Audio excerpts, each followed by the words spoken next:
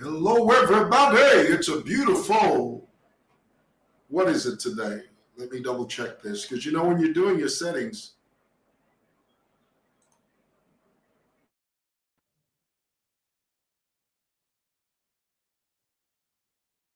tell me you can hear me, guys.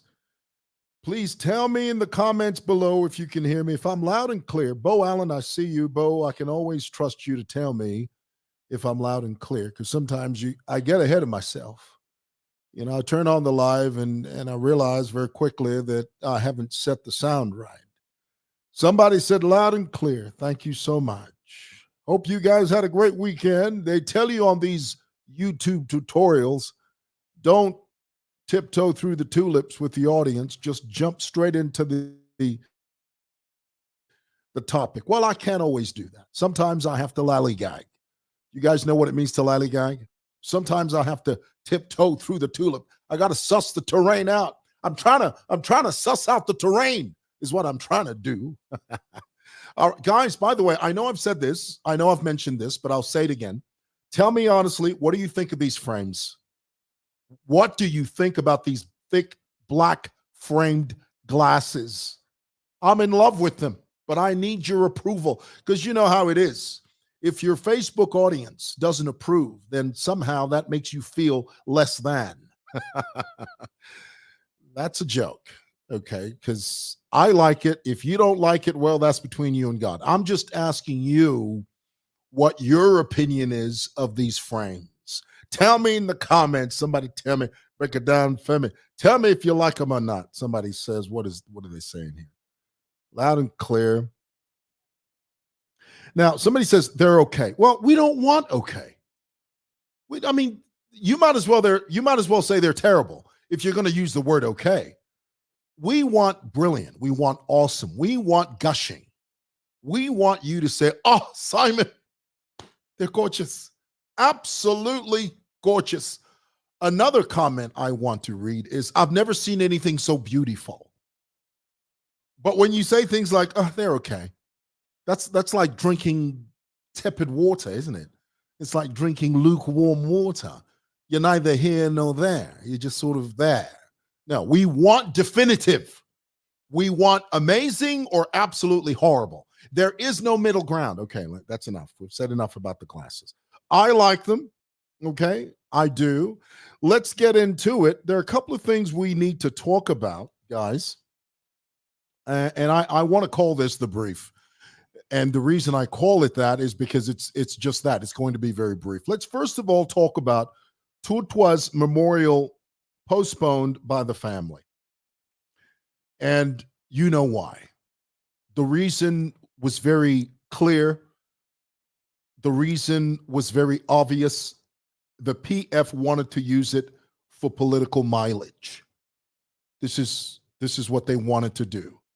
And indicative and true enough to PF's character, PF's way of doing things, the goal was to somehow politicize this very personal experience.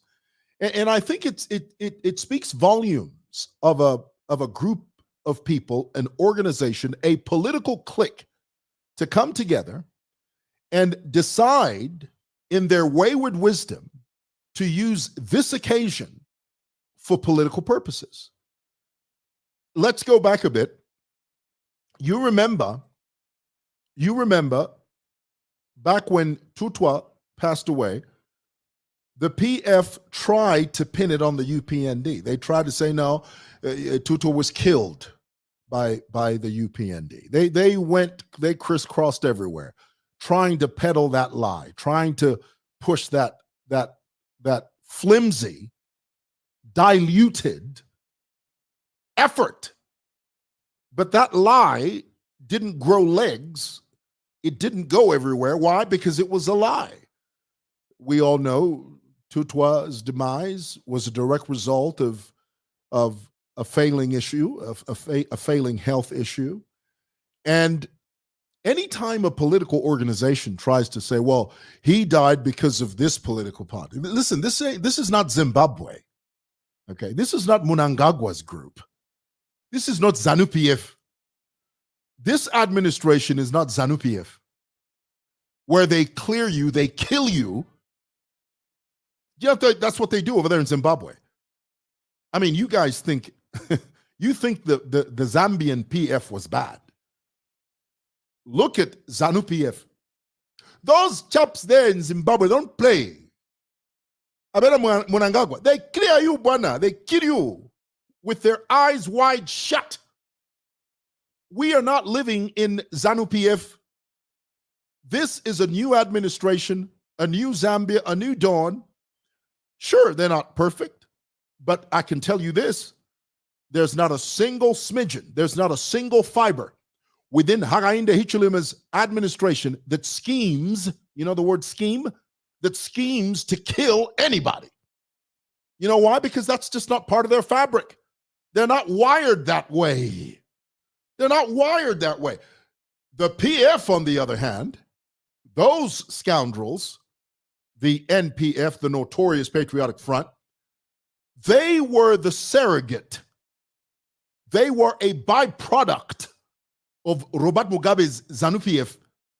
So their modus operandi was to do exactly that. When PF was in power, their modus operandi was to clear you, to remove you from the equation, to put a line through your name instead of under it. And so I found it disturbing, and I'm so glad that this didn't gain traction. But kudos to the family. Kudos to Tutwa's family for putting a stop to this nonsense and saying, look, you're not going to come here and politicize the demise of our loved one. You have a political agenda, and we do not fit in that agenda. You're trying to use the death of our loved one to advance your political goal. We're just not playing that. We're not doing it. They shut that thing down. Kudos to the family. And shame on the PF for even attempting to do such a foolhardy thing. Do you understand what I'm trying to tell you? That's a foolhardy thing to do. And shame on you, scoundrels, for trying to do that. Anyway, I thought I'd share that with you. Secondly, the second thing I want to talk to you about is this John General.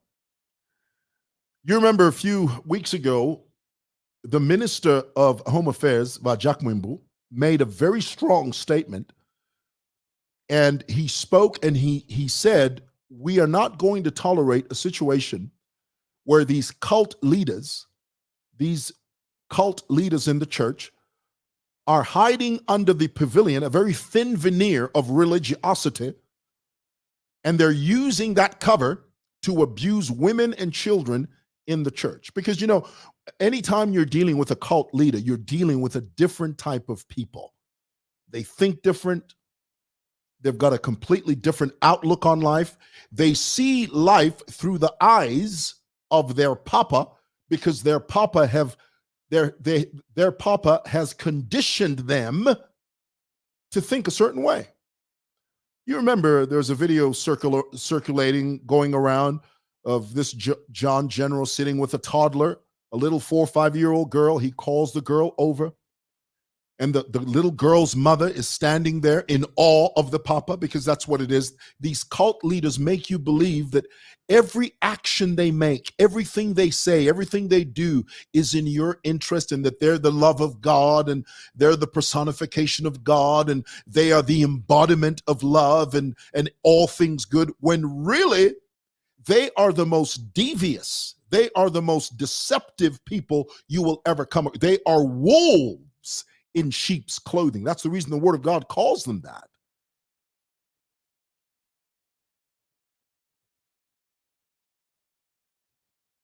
Dangerous people, having a form of godliness, but denying the power thereof. That's how the Word of God describes people like John General. And so the minister made it very clear. He said, we're not going to tolerate a situation where these cult leaders are taking advantage of women and children in their churches, and they're using the Bible, they're using religiosity to do all of their foolishness. The wheels, the wagons have to be circled around this guy, John General. The law has to take its course around this guy. Let's not let him get away with what he's gotten away with. Not today, not tonight, not under this umbrella. No. People like him should be made an example out of, so that the rest of the world understands that you can't use the Bible, you can't use the Word of God to advance your own immoral escapades. There you go. It's one thing, this is what I always say. I always say that, look, if you're a deviant, if you're consistently horning, okay, if you're horny and you're into that sort of thing, don't use the Bible. That is what is insidious about these chaps. They use the Bible. And they try to justify what they do by using the Bible. Imagine somebody saying to you, God spoke, and this is what happens. God spoke to me to sleep with you, to get rid of the cancer, the cervical cancer. These chaps, they do things like that. And because you're wayward, because you're dwanzi, because you know nothing, you are literally at the mercy of these papas. They can tell you anything and everything. You believe it. He'll just walk into your bedroom and say, hey, man, hey, lady, God spoke to me. The Spirit of God came upon me. I've seen it in the realm of the Spirit. God says to me, I need to sleep with you so that I can so that God can heal you of that cervical cancer. The most ridiculous thing. To you and I, it sounds ridiculous. But to a Papa follower who has been conditioned, who's been brainwashed, who's been groomed, they lap it up. They accept it. And this is why these people are very dangerous. All right.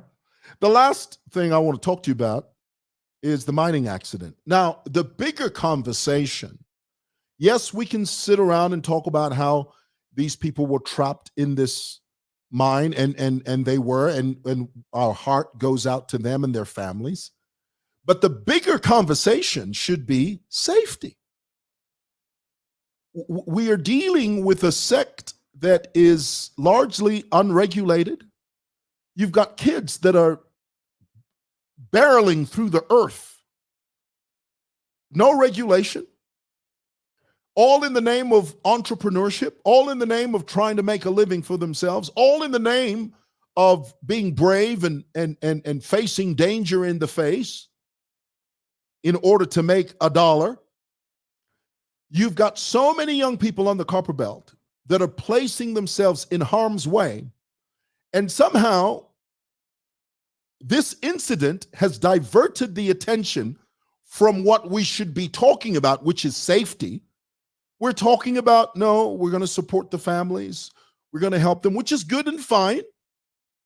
But the central theme, when we talk about this issue of mining, this mining accident, the central theme should be we need to change the way our people approach these mines. Safety has to be first. If it means prohibiting them from doing this, because really this is illegal mining, let's not lose sight of that. And I know that's something that nobody wants to talk about because people's lives have been lost, and that's terrible, and it's tragic, and our hearts go out to the families. But the central theme should be safety. And right now, that's not happening. I mean, this illegal mining, these kids are placing them every single day. They're placing themselves in harm's way. And I was heartbroken when I saw, I know what he meant. I do. I know what he was trying to say. I know the message he was trying to convey. When I saw Maki 2 barreling himself in that hole, I know what he's trying to do. I know he's trying to provide solidarity. I know that he's trying to tell the people that went through that horrible, tragic incident that he's with them and he's one of them. He's one with them and they're one with him. I understand that. But for Maki 2 to place himself in that danger, The word of God says a wise man sees danger and he takes cover. He takes refuge. But if you're going to place yourself in a dangerous situation, that's not always the right thing to do. And that should be the central theme when we talk about this mining accident. Number one, that's illegal mining taking place there. Let's not lose sight of that. And nobody's talking about that. Everybody's focused on the loss of life, which is good, which is correct, which is right. But let's not completely ignore the safety component of this issue, because if we ignore it, guess what? It's going to happen again. Are you hearing that? It's going to happen again. This time, instead of 10 people, 15 people dying, there'll be 100 people dying. Why? Because we haven't addressed the issue of illegal mining. Safety first. Prevention is better than cure. How do you prevent? Well, make sure that people are not illegally mining. Put things in place that make sure that that doesn't happen. There's a huge gaping hole in the mining sector in this country. A massive gaping hole in this nation. And it has to be addressed. If we keep ignoring it, it's going to keep happening. All right. Thought I'd share that with you guys.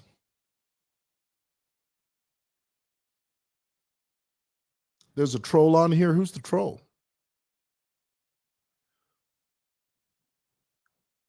Block the troll. Who's the troll? Tell me who the troll is. We'll block him.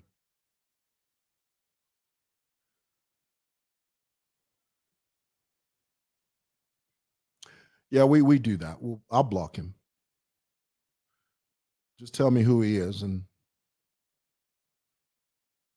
Bo Allen says, there's a troll. Okay, is that the troll? Is that him? All right, let me look for him. Rogers. Where is he? I'll get him. Well, there he is. I got him. Boom. He's gone. And that's why I love the block button. And that's why I need you guys to tell me who the trolls are. I just put a line through his name instead of under it. Hey, guys, thank you so much for watching. Have a good day.